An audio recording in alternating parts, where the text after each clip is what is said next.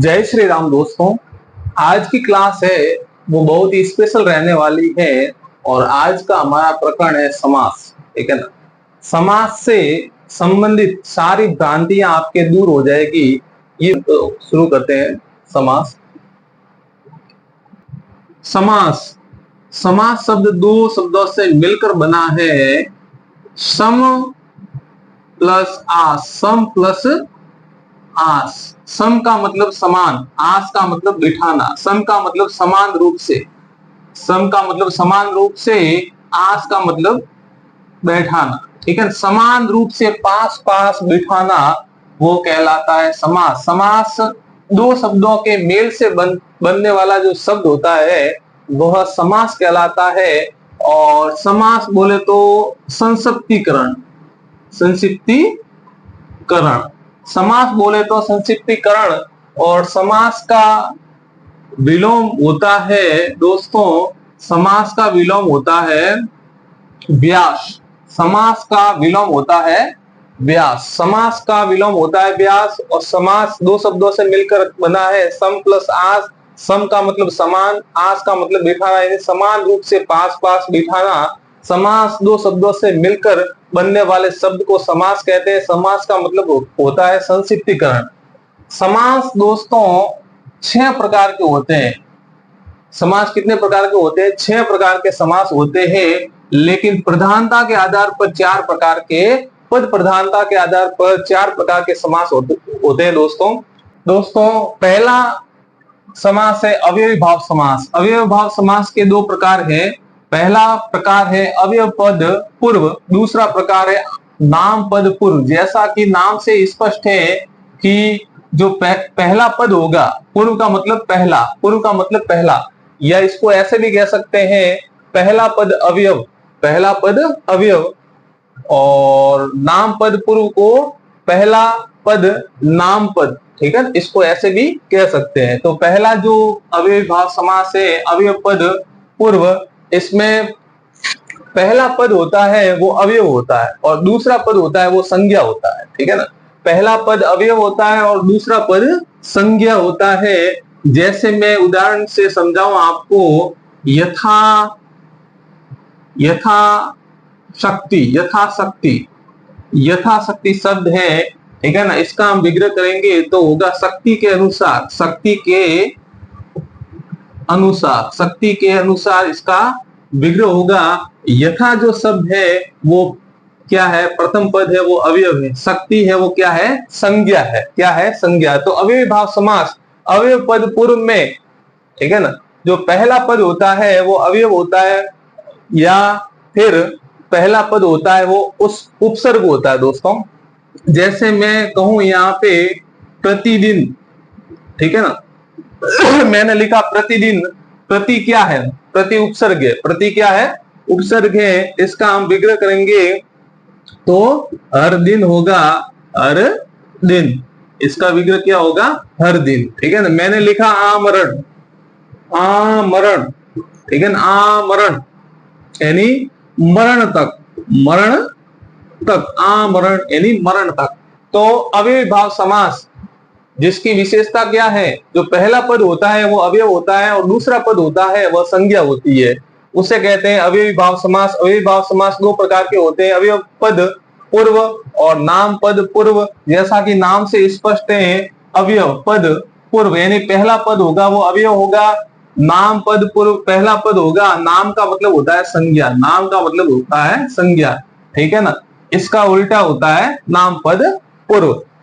ठीक है ना। इसमें देखिए दोस्तों अवयवी भाव समास के अंदर, ठीक है ना, इसमें यथा, प्रति और आ, ये शब्द आगे जुड़े रहेंगे। शब्दों के आगे यथा, प्रति, आ, ये शब्द जुड़े रहते हैं और शब्दों की पुनरावृत्ति होती है, शब्दों की भी पुनरावृत्ति होती है और उपसर्ग लगे हुए होते हैं। पहला पद उपसर्ग का होता है और पहला पद अवयव का हो सकता है, तो वह अवयव पद पूर्व अवयवी भाव समास कहलाता है। ठीक है दोस्तों। दूसरा पद है नाम पद पूर्व, नाम पद पूर्व। इसमें पहला पद या तो संज्ञा होगी या फिर विशेषण का कार्य करेगा और दूसरा पद क्या होगा? अवयव होगा, दूसरा पद अवयव होगा। नाम पद पूर्व में पहला पद संज्ञा या फिर विशेषण होगा और दूसरा पद अवयव होगा, इसका उल्टा। तो ये अव्ययीभाव समास के दो प्रकार है, अवयव पद पूर्व और नाम पद पूर्व। जैसे मैं उदाहरण देकर समझाऊं, इसका हिंदी में इस समास का बहुत ही ज्यादा प्रयोग होता है, नाम पद पूर्व समास का, ठीक है ना। ये अव्ययीभाव समास का एक प्रकार है। जैसे मैं इसका उदाहरण दूं, इसमें शब्दों की क्या होती है, पुनरावृत्ति होती है। शब्दों की क्या होती है, पुनरावृत्ति होती है। और पहला पद संज्ञा होगी, ठीक है ना, या विशेषण होगा, दूसरा पद अवयव होगा। जैसे मैं लिखूं कुशलता पूर्वक, कुशलता पूर्वक, कुशलता पूर्वक, ठीक है ना, कुशलता पूर्वक, इसका विग्रह होगा कुशलता के साथ, कुशलता, कुशलता के साथ, ठीक है ना। मैंने लिखा कथनानुसार, कथनानुसार, यानी इसका होगा कथन के साथ, कथन के साथ, कथन के साथ, ठीक है ना। और मैंने लिखा दिनों दिन, दिनों दिन, यानी दिन के बाद दिन। मैंने लिखा मंद मंद, मंद मंद, मंद के बाद, ठीक है। मैंने लिखा घड़ी घड़ी, घड़ी घड़ी घड़ी, घड़ी के बाद घड़ी, घड़ी के बाद घड़ी। मैंने लिखा भागम भाग, भागम, मैंने लिखा भागम भाग, ठीक है ना। भागने के बाद भागना, भागने के बाद भागना, भागने के बाद भागना। नाम पद पूर्व के अंदर पहला पद होगा वो संज्ञा होगी, ठीक है ना, कुशलता पूर्वक, कुशलता पूर्वक, इसमें भाववाचक संज्ञा है, ठीक है ना। कथना अनुसार, ठीक है ना, कथना अनुसार, कथन क्या है, जातिवाचक संज्ञा है, ठीक है। और दूसरी बात, नाम पद पूर्व के अंदर अव्ययीभाव समास का जो दूसरा भेद है, दूसरा प्रकार है नाम पद पूर्व, इसके अंदर शब्दों की क्या होती है, पुनरावृत्ति होती है। दिनों दिन, मंद मंद, घड़ी घड़ी, भागम भाग, ठीक है, शब्दों की पुनरावृत्ति होती है। और पहला पद होगा वह संज्ञा या विशेषण होगा और दूसरा पद क्या होगा, अवयव होगा, दूसरा पद होगा वो अवयव होगा। और मैं उदाहरण दूं अव्ययीभाव समास का, मैंने लिखा आजानु बाहु, आजानु, आजानु बाहु, ठीक है ना, आजानु बाहु, आजानु बाहु। आगे क्या जुड़ा हुआ है, आ, ठीक है ना, आ क्या है, उपसर्ग है, आ क्या है, उपसर्ग है। तो ये किसका उदाहरण हो जाएगा, अवयव पद पूर्व का उदाहरण हो जाएगा अव्ययीभाव समास का, ठीक है ना। जानू, जानू यानी घुटने,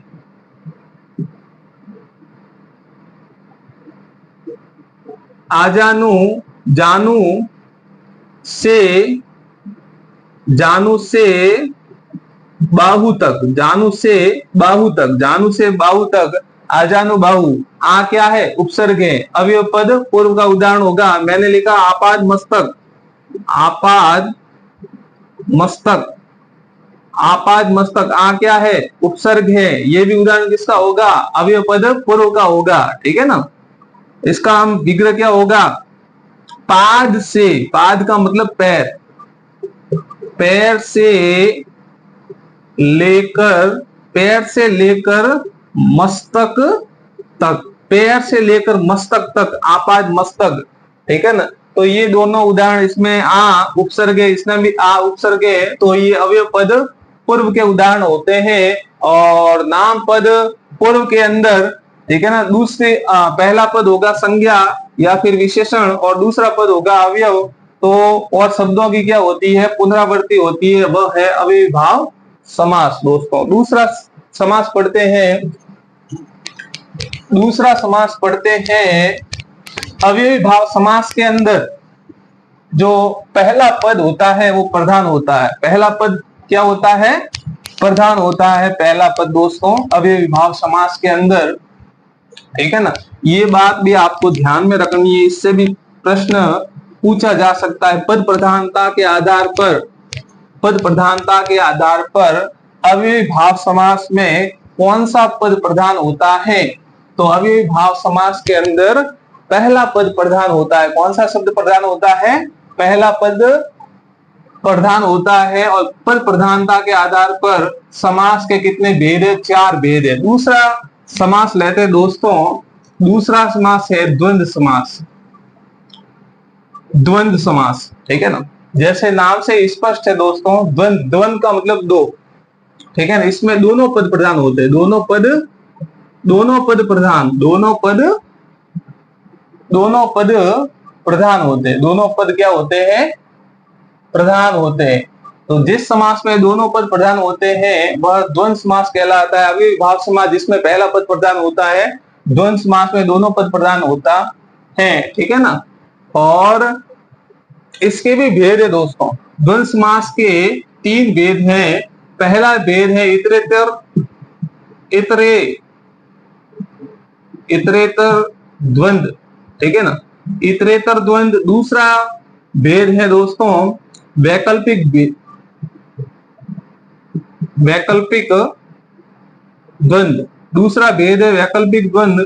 तीसरा भेद है समाहार द्वंद्व, समाहार द्वंद्व, ठीक है ना। ये 3 प्रकार हैं। द्वंद्व समास के कितने प्रकार हैं? 3 प्रकार है। पहला है इतरेतर द्वंद्व, दूसरा है वैकल्पिक द्वंद्व, तीसरा है समाहार द्वंद्व। वैकल्पिक द्वंद्व के अंदर शब्द आएंगे और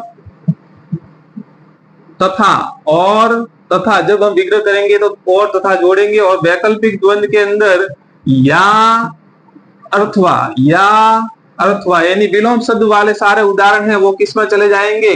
वैकल्पिक द्वंद्व में। समाहार द्वंद्व में, ठीक है ना, समाहार द्वंद्व में तो समाहार द्वंद्व में आदि और इत्यादि शब्द हम जोड़ेंगे, आदि और इत्यादि, इसमें ये शब्द जुड़ते हैं, ठीक है ना। इतरेतर द्वंद्व में और तथा ये शब्द जुड़ते हैं विग्रह करते समय। वैकल्पिक द्वंद्व यानी विलोम शब्द वाले शब्द होते हैं, उदाहरण होते हैं उसमें या अथवा। समाहार द्वंद्व में आदि इत्यादि। इतरेतर द्वंद्व जैसे मैंने लिखा माता पिता, मैंने लिखा माता पिता, ठीक है ना। द्वंद्व समास में दोनों पद प्रधान है, माता भी प्रधान है, पिता भी प्रधान है, दोनों शब्द प्रधान होते हैं, वह समास कहलाता है द्वंद्व समास। इसका विग्रह होगा माता और पिता, माता और पिता। ये किसका उदाहरण है? इतरेतर द्वंद्व का है। या और की जगह हम तथा भी लिख सकते हैं, और की जगह तथा भी लिख सकते हैं, लेकिन और की जगह या तथा की जगह हम या लिखेंगे या अथवा लिखेंगे तो क्या होगा? गलत हो जाएगा विग्रह। इसलिए और या तथा इन दोनों में से हम एक लिख सकते हैं, माता और पिता, माता तथा पिता। जैसे मैं कहूं हरिहर, मैंने कहा हरिहर, ठीक है ना, हरि और हर, हरि और हर, हरि और हर, ठीक है ना। मैंने यहाँ और की जगह तथा भी लिख सकता हूं, ठीक है, तो भी सही है। हरि का मतलब विष्णु, हर का मतलब महादेव, विष्णु और महादेव, ठीक है ना। तो ये है इतरेतर द्वंद्व के उदाहरण, माता पिता और हरिहर, ठीक है ना। मैंने लिखा 25, मैंने क्या लिखा? 25, ठीक है ना, 25। इसका विग्रह क्या होगा? 5 और 20, 5 और 20, 25। यहाँ तथा भी लिखें तो भी हर्ज नहीं है, 5 तथा 20। ये भी उदाहरण किसका है? इतरेतर द्वंद्व का है। वैकल्पिक द्वंद्व दूसरा द्वंद्व समास का प्रकार है वैकल्पिक द्वंद्व, ठीक है ना। वैकल्पिक द्वंद्व यानी विलोम वाले जो भी उदाहरण होंगे वो, जैसे मैंने लिखा रात दिन, रात दिन, ठीक है ना। इसका विग्रह क्या होगा? रात या दिन, रात या दिन। या की जगह मैं अर्थवा भी लिखूं तो भी हर्ज नहीं है, तो भी सही है दोस्तों। या की जगह अर्थ वाली को तो भी सही है। ये किसका उदाहरण है? रात और दिन, यानी वैकल्पिक दिन, यानी वैकल्पिक द्वंद में सारे विलोम शब्द वाले आएंगे। मैंने लिखा सुख दुख, सुख सुख दुख, ठीक है, सुख दुख दोनों पद प्रधान है, ठीक है ना। सुख दुख, इसका विग्रह क्या होगा? सुख सुख या दुख, सुख या दुख, सुख अथवा दुख। तो वैकल्पिक द्वंद में विलोम शब्द वाले जो भी उदाहरण होंगे वो वैकल्पिक द्वंद के होंगे और बीच में या अथवा विग्रह करते समय लगा देंगे। समाहार द्वंद के अंदर आदि इत्यादि, आदि और इत्यादि विग्रह करते समय लगाते हैं। जैसे मैंने लिखा चाय वाय, इसमें चाय वाय, ठीक है, चाय वाय, ठीक है ना। ये उदाहरण किसका है? समाहार द्वंद का, समाहार द्वंद का, चाय वाय। इसमें निरर्थक शब्द भी आते हैं चाय वाय में, समाहार द्वंद के अंदर, ठीक है ना। चाय वाय मैंने, अब इसका विग्रह क्या करेंगे? चाय, चाय वाय आदि, चाय वाय आदि। हम क्या लगाएंगे? आदि और इत्यादि, यहाँ आदि और इत्यादि लगाएंगे। मैंने लिखा यहाँ पे बाल बच्चा, बाल बाल बच्चा, ठीक है ना। तो इसका विग्रह क्या होगा? बाल बाल बच्चा इत्यादि, बाल बच्चा इत्यादि या आदि, ठीक है। जो भी आप लगाओ, आदि या इत्यादि, बाल बच्चा इत्यादि। बाल बच्चा इत्यादि मतलब पूरे परिवार के सारे सदस्य कैसे हैं, तो बाल बच्चा आदि। मैंने लिखा रोटी बोटी, रोटी रोटी बोटी, ठीक है ना। इसका विग्रह होगा रोटी, रोटी बोटी, रोटी बोटी आदि। रोटी बोटी आदि का मतलब रोटी के साथ में सब्जी भी मिलेगी। चाय वाय, चाय के साथ में नाश्ता भी, यानी सारा आ जाता है। चाय के साथ में नाश्ता भी, रोटी बोटी, रोटी के साथ में सब्जी भी, बाल बच्चा यानी परिवार के बालक से लेकर, ठीक है ना, बुड्ढों तक जो भी है वो कैसे है, ठीक है। तो ये सारे द्वंद के क्या थे? प्रकार थे। द्वंद के इतरेतर, वैकल्पिक और समाहार द्वंद, ये 3 प्रकार है द्वंद के दोस्तों। नेक्स्ट समास पढ़ते हैं। और द्वंद समास के अंदर कौन सा पद प्रधान होता है दोस्तों, बताइए। अब द्वंद समास के अंदर दूसरा पद प्रधान होता है। द्वंद समास के अंदर कौन सा पद प्रधान होता है? दूसरा पद प्रधान होता है। और अव्ययी भाव समास के अंदर कौन सा पद प्रधान होता है? अव्ययी भाव समास के अंदर जो पहला पद है वो प्रधान होता है। नेक्स्ट समास पढ़ते हैं, तीसरा समास, बहुव्रीहि समास। बहुव्रीहि समास, तीसरा समास है बहुव्रीहि समास। बहुव्रीहि समास जिसमें न तो प्रथम पद प्रधान होता है, न दूसरा पद प्रधान होता है, बल्कि तीसरा पद प्रधान होता है। तीसरा पद या अन्य पद प्रधान होता है। बहुव्रीहि समास की क्या विशेषता है? न तो प्रथम पद प्रधान होता है, न दूसरा पद प्रधान होता है, बल्कि अन्य या तीसरा पद क्या होता है? प्रधान होता है। ये बहुव्रीहि समास है दोस्तों। जैसे मैं कहूं लंबोदर, लंबोदर, इसका विग्रह करेंगे तो क्या होगा? लंबा है, लंबा है जिसका उदर, लंबा है, लंबा है जिसका उदर, उदर का मतलब पेट, लंबा है जिसका उदर, अर्थात क्या होगा? तीसरा अर्थ क्या निकलेगा? ठीक है ना, गणेश। क्या निकलेगा? गणेश। तीसरा अर्थ निकलता है वो गणेश निकल रहा है। कौन सा निकल रहा है? गणेश। तो बहुव्रीहि समास की विशेषता है कि न तो प्रथम पद प्रधान होता है, न द्वितीय पद प्रधान होता है, बल्कि तीसरा या अन्य पद प्रधान होता है, ठीक है ना। लंबोदर, लंबा है जिसका उदर, पेट किसका? लंबा है, तीसरा अर्थ निकलता है गणेश। और बहुव्रीहि समास की एक और विशेषता है दोस्तों कि इसमें तीसरा पद प्रधान तो होता ही है, बल्कि विशेष अर्थ विशेष अर्थ को अभिव्यक्त करने वाला भी समास कौन सा है? बहुव्रीहि समास है दोस्तों। कौन सा है? बहुव्रीहि समास है। ठीक है ना। विशेष अर्थ का बोध कराने वाला भी समास कौन सा है? बहुव्रीहि समास है। मैंने लिखा यहाँ पे नीलकंठ। क्या लिखा? नीलकंठ। ठीक है ना। अब नीला है, नीला है जिसका कंठ, जिसका कंठ, नीला है जिसका कंठ, कंठ अर्थात कौन होगा? महादेव। ठीक है। तीसरा अर्थ निकलता है महादेव। मैंने लिखा चौमासा, चौमासा। ठीक है ना। इसका विग्रह क्या होगा? 4 मास का समूह जो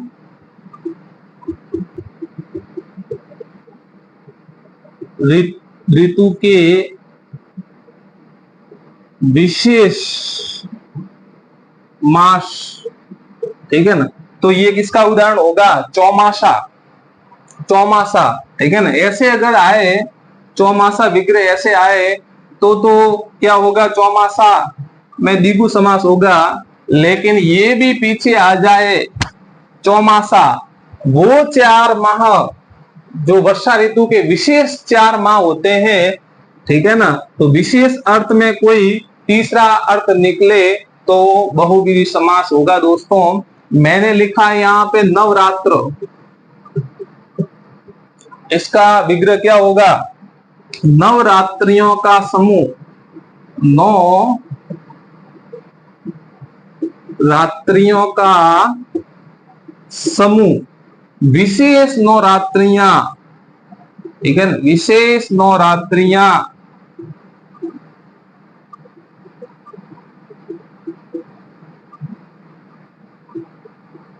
जिसमें मां शक्ति की आराधना की जाती है।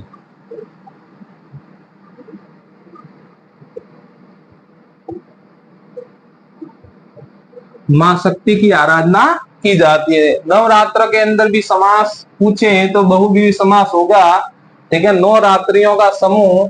ठीक है ना। अगर परीक्षक की मंशा ही है द्विगु समास पूछने की तो विग्रह केवल इतना ही देगा, नवरात्र, नवरात्रियों का समूह बोलिए इसमें कौन सा समास है? तो द्विगु होगा, क्योंकि द्विगु समास की ये विशेषता है कि पहला पद होता है वो संख्यावाची होता है। ठीक है ना। लेकिन 9 वो रात्रियां, विशेष 9 रात्रियां होती है दोस्तों जिसमें मां शक्ति की आराधना की जाती है, मां अंबे की आराधना की जाती है। वो विशेष 9 रात्रियां। ठीक है ना। तो वो विशेष 9 रात्रियों का अर्थ प्रकट प्रकट यहाँ पे हो रहा है। तीसरा विशेष अर्थ निकल रहा है तो इसमें भी बहुव्रीहि समास होगा। तो बहुव्रीहि समास न तो प्रथम पद प्रधान होता, ना द्वितीय पद प्रधान होता, बल्कि तीसरा या अन्य पद प्रधान होता है, वह बहुव्रीहि समास कहलाता है। जैसे लंबोदर, नीलकंठ, चौमासा, नवरात्र। ठीक है ना। आगे हम पढ़ते हैं चौथा समास। चौथा समास पढ़ते हैं। हमने पढ़ा अव्ययीभाव समास, जिसका प्रथम पद है वो प्रधान होता है। हमने दूसरा समास पढ़ा द्वंद्व समास, जिसमें दोनों पद प्रधान होते हैं। ठीक है ना। और दूसरी बात यह है द्वंद्व समास की कि इसमें एक से अधिक पद हो सकते हैं। आपसे परीक्षा में पूछे कि ऐसा कौन सा समास है जिसमें एक से या 2 से अधिक पद होते हैं, तो वह समास होता है कौन सा समास? द्वंद्व समास होता है, जिसके अंदर बहुत सारे पद होते हैं। ठीक है। जैसे मैं कहूं भवन सुत वित नारी, भवन सुत वित नारी, इसमें कितने पद है? भवन, सुत, वित और नारी। ठीक है ना। तो एक से अधिक या 2 से अधिक पद वाला समास पूछे तो कौन सा होगा? द्वंद्व समास होगा। ठीक है ना। हमने 3 समास पढ़े। पहला अव्ययीभाव समास जिसमें प्रथम पद प्रधान होता है, दूसरा पढ़ा द्वंद्व समास जिसके अंदर दोनों पद प्रधान होते हैं, तीसरा पढ़ा बहुव्रीहि समास जिसमें तीसरा पद प्रधान होता है या अन्य पद प्रधान होता है। चौथा समास पढ़ते हैं तत्पुरुष समास। तत्पुरुष समास। तत्पुरुष समास दोस्तों ये कारक आधारित समास है। कारक आधारित समास पूछे तो कौन सा समास होगा? तत्पुरुष समास। तत्पुरुष समास की परिभाषा यही है कि जो कारक 8 होते हैं, 8 में से पहला कर्ता कारक और लास्टवा, ठीक है, संबोधन कारक, इन दोनों को छोड़ करके बाकी जो 6 कारक होते हैं उनकी जो विभक्तियां होती है वो तत्पुरुष में उपयोग में ली जाती है। तो तत्पुरुष समास के कितने भेद हैं? तत्पुरुष समास के मुख्यतः पूछे तो 2 भेद हैं। एक तो है कर्मधारय समास और दूसरा है द्विगु समास। ऐसे और भी है, अलुक तत्पुरुष समास, उपपद तत्पुरुष समास, ठीक है, नन तत्पुरुष समास, लुप्त पद तत्पुरुष समास। तो ये सभी तत्पुरुष समास के क्या है? भेद है, ठीक है ना। तो ये तत्पुरुष समास है, पूरी तरह कारक आधारित समास है दोस्तों। तत्पुरुष समास के अंदर जो कारक की विभक्तियों का लोप हो जाता है और विग्रह करते समय हम कारक की विभक्तियों को पुनः लिख देते हैं और तत्पुरुष समास का दूसरा पद है वो प्रधान होता है। कौन सा पद प्रधान होता है? दूसरा पद प्रधान होता है। जाहिर सी बात है, तत्पुरुष समास में जब दूसरा पद प्रधान होता है तो इसके जितने भी भेद हैं उसमें भी सारे के सारे उसमें भी सभी में दूसरा पद प्रधान होगा। जैसे कर्मधारय समास और द्विगु समास और अलुक तत्पुरुष समास और उपपद तत्पुरुष समास, नन तत्पुरुष समास और लास्टवा है लुप्त पद तत्पुरुष समास, सभी के अंदर दूसरा पद प्रधान होगा क्योंकि तत्पुरुष समास के अंदर दूसरा पद प्रधान है, कारक आधारित समास है, ठीक है ना। जैसे मैं उदाहरण लिखूं, यहाँ पे मैंने लिखा काक बलि, काक बलि, इसका हम विग्रह करेंगे तो क्या होगा? काक के लिए बलि, काक के लिए बलि, काक के लिए बलि। इसमें के लिए ये विभक्ति आई है, किसका है? के लिए किस विभक्ति का उदाहरण है? ठीक है ना। संप्रदान तत्पुरुष, संप्रदान तत्पुरुष, संप्रदान तत्पुरुष होता है, ठीक है, उसमें के लिए विभक्ति का लोप होता है, ठीक है। तो इसमें काक बलि में काक के लिए बलि संप्रदान तत्पुरुष समास है। मैंने लिखा है यहाँ पे भूत बलि, भूत बलि, ठीक है ना। भूत के लिए बलि, भूत के लिए बलि, ठीक है ना। इसमें के लिए विभक्ति आ रही है तो ये भी संप्रदान तत्पुरुष का उदाहरण है। मैंने लिखा पशु बलि, पशु पशु बलि, इसका विग्रह होगा पशु की बलि, पशु की बलि, पशु की बलि। तत्पुरुष समास के भेद हैं कर्म तत्पुरुष समास, करण तत्पुरुष समास, अपादान तत्पुरुष समास, संप्रदान तत्पुरुष समास और अधिकरण तत्पुरुष समास। ये तत्पुरुष समास के भेद हैं। तो संप्रदान तत्पुरुष ये भी तत्पुरुष समास का भेद है। काक बलि, काक के लिए बलि, ठीक है ना। भूत बलि, भूत के लिए बलि। पशु बलि, पशु बलि, पशु बलि, पशु की बलि, ठीक है ना। नर बलि, नर बलि, नर बलि, नर की बलि, नर की बलि, ठीक है ना। इसमें भी की आ रहा है, इसमें भी की आ रहा है। ये किसका उदाहरण है? संबंध तत्पुरुष का उदाहरण है। संबंध, संबंध तत्पुरुष में कारक की विभक्ति है का, के, की। का, के, की विभक्ति का क्या होता है? लोप होता है। तो पशु बलि और नर बलि के अंदर कौन सा समास है? संबंध तत्पुरुष समास। मैंने लिखा यहाँ पे जन्मांध, क्या लिखा? जन्मांध, ठीक है ना। इसका विग्रह क्या होगा? जन्म से, जन्म से अंधा, जन्म से जन्म से अंधा, जन्मान में कौन सा समास है? अपादान तत्पुरुष समास है। कौन सा समास है? अपादान तत्पुरुष समास। जब अलग होने के अर्थ में, किसी चीज से अलग होने के अर्थ में कौन सा समास आता है? अपादान तत्पुरुष समास है। अपादान तत्पुरुष समास की विभक्ति है शे। शे का लोप हो जाता है सामासिक पद में और विग्रह करते समय हम से लगा देते हैं, ठीक है ना। तो ये कारक आधारित समास है दोस्तों, तत्पुरुष समास। इससे आगे पढ़ते हैं, इसके ही भेद, तत्पुरुष समास के ही भेद हैं दो और हैं इस समास के भेद। तत्पुरुष समास के भेद हैं कर्मधारय, कर्मधारय, कर्मधारय तत्पुरुष समास, और दूसरा है द्विगु, दूसरा है द्विगु कर्मधारय समास, ठीक है ना। कर्मधारय समास, हमने 4 समास पढ़ लिए, 5वां कर्मधारय समास। कर्मधारय समास की क्या विशेषता है दोस्तों? कर्मधारय समास में जो पहला पद होता है वह विशेषण होता है और दूसरा पद होता है वह विशेषण विशेष्य होता है। पहला पद विशेषण, दूसरा पद विशेष्य होता है। मैंने लिखा यहाँ पे काली मिर्च, काली मिर्च, ठीक है ना। काली मिर्च, मिर्च क्या है? मिर्च है विशेष्य, मिर्च है विशेष्य, काली क्या है?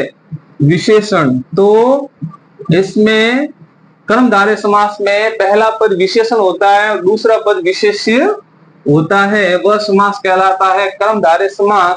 इसमें उपमेय और उपमान की प्रधानता होती है। मैंने लिखा यहाँ पे का पुरुष, का पुरुष, ठीक है ना। का पुरुष, का पुरुष का मतलब होता है कायर पुरुष, कायर, कायर पुरुष। पुरुष है वो क्या है? विशेष्य, और कायर है वो क्या है? विशेषण, ठीक है ना। कायर विशेषण और पुरुष है वो विशेष्य। कर्मधारय समास जिसमें पहला पद विशेषण, दूसरा पद विशेष्य, उपमेय उपमान की प्रधानता पाई जाती है। मैंने लिखा यहाँ पे चरण कमल, चरण कमल, ठीक है ना। इसका विग्रह होगा कमल रूपी चरण, कमल रूपी, कमल रूपी चरण, कमल रूपी चरण। उपमेय उपमान की प्रधानता है, उपमेय उपमान की क्या है? प्रधानता है, ठीक है ना। इसमें जो उपमेय तो है चरण और कमल है वो क्या है? उपमान है, ठीक है ना। तो कर्मधारय समास में उपमेय उपमान की प्रधानता, प्रथम पद विशेषण, दूसरा पद विशेष्य, वह समास कहलाता है कर्मधारय समास। छठा है, छठा समास है, कौन सा है? द्विगु समास। द्विगु समास की क्या विशेषता है दोस्तों? द्विगु समास की विशेषता है कि इसका जो पहला पद होगा, पहला पद वो होगा संख्यावाची, पहला पद संख्यावाची होता है और दूसरा पद होता है वह संज्ञा, संज्ञावाची होता है, ठीक है ना। पहला पद संज्ञावाची, दूसरा पद संख्यावाची, द्विगु समास। द्विगु समास का पहला पद संख्यावाची, दूसरा पद संज्ञावाची, इसमें भी दूसरा पद प्रधान होता है, इसमें भी कर्मधारय समास में भी दूसरा पद प्रधान होता है, द्विगु समास में भी दूसरा पद प्रधान होता है, जबकि तत्पुरुष समास के अंदर भी दूसरा पद प्रधान होता है, ठीक है। तो जाहिर सी बात है तत्पुरुष के जितने भी भेद है सभी के अंदर दूसरा पद प्रधान होगा। द्विगु समास पहला पद संख्यावाची, दूसरा पद संज्ञावाची। जैसे मैंने लिखा यहाँ पे त्रिरत्न, मैंने यहाँ लिखा त्रिरत्न, त्रिरत्न, इसका विग्रह होगा, पहला पद क्या है? संख्यावाची। तो पहला पद जिसमें संख्यावाची होता है वह द्विगु समास कहलाता है। रत्न क्या है? संज्ञा है। दूसरा पद है संज्ञा। तीन रत्नों का समूह, तीन रत्नों का, तीन रत्नों का समूह, तीन रत्नों का समूह। पहला पद संख्यावाची, दूसरा पद संज्ञावाची, मिल करके किसी समूह का बोध कराते, मिल करके किसका बोध कराते हैं? समूह का बोध कराते हैं, वह समास कहलाता है, द्विगु समास कहलाता है। मैंने लिखा त्रिरत्न, तीन रत्नों का समूह। मैंने लिखा यहाँ पे चौराह, चौराह, चौराह, तो इसका होगा विग्रह चार राहों का समूह, चार राहों का समूह, चार राहों का समूह, ठीक है। चार राहों का समूह, पहला पद है संख्यावाची, दूसरा पद है संज्ञावाची, मिल करके समूह का बोध कराते हैं तो वो समास कहलाता है द्विगु समास।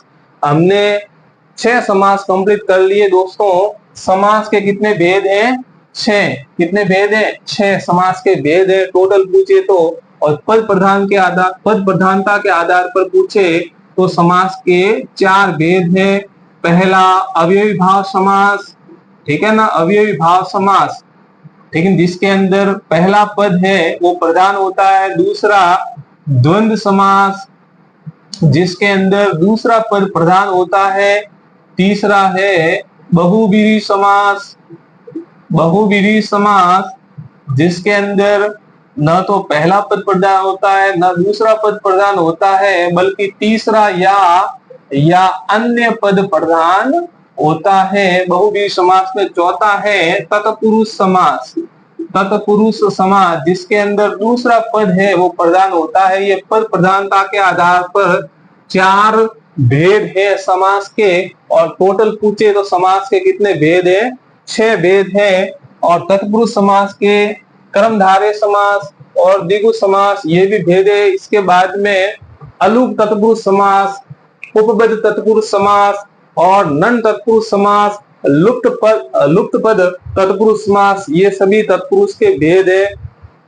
इसके बारे में विस्तृत अध्ययन के लिए आप मेरा जो पिछला वीडियो है वो देख सकते हैं। उसमें विस्तृत रूप से समझाया है अलूप तत्पुरुष समास को, लुप्त पद तत्पुरुष समास को, नन तत्पुरुष समास को और लुप्त पद तत्पुरुष समास को। तो पिछला वीडियो जरूर देखें दोस्तों। ये था समास के बारे में कंप्लीट वीडियो। मैं समझता हूं कि आप बिल्कुल पूरी तरह से समास को समझ गए होंगे। तो दोस्तों कैसी लगी क्लास? अच्छी लगी हो तो लाइक, शेयर और कमेंट जरूर करें। धन्यवाद।